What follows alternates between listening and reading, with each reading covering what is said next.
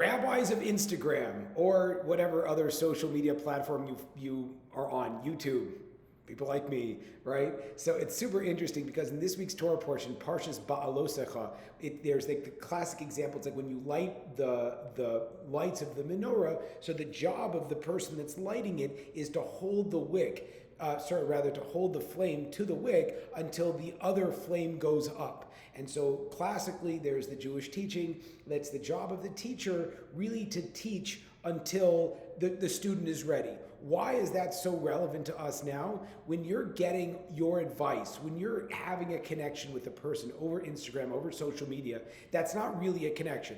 As weird as that is, because like I listened to this, there's one rabbi I listened to literally probably like 4 or 5 hours a week for probably about 2 years.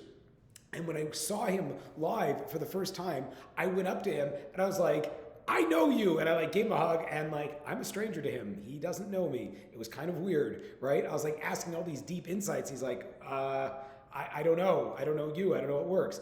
And the interesting thing is that in the world that we live in today, very often we don't know and we don't have that connection with our spiritual mentors to know whether or not our lights were really lit. That's a really profound idea. The job of Jewish education, the job of spiritual education is to create other leaders, right? It's to create people that can stand on their own. And what's interesting here is that when we don't actually have the connection with the teacher, we don't know if the teacher can actually, the teacher can't actually point out, are we standing on our own? And are we reflecting our own light, or are we still just kind of a reflection of theirs? So really, I look at this Torah portion as a cautionary tale that us as consumers has to think about, right? We need to pay attention when we're being inspired spiritually. Are we being inspired spiritually to be in the reflection of someone else, or are we able to use their inspiration and their teachings to generate, to grow our own light?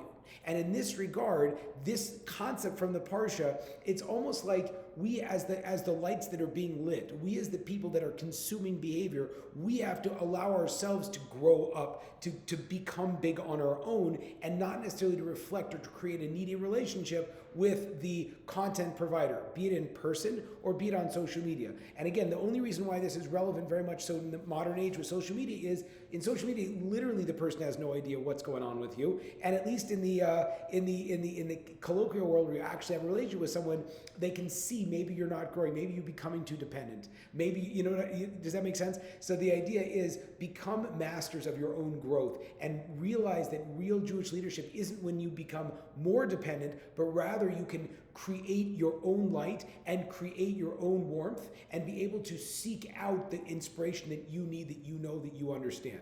Shabbos.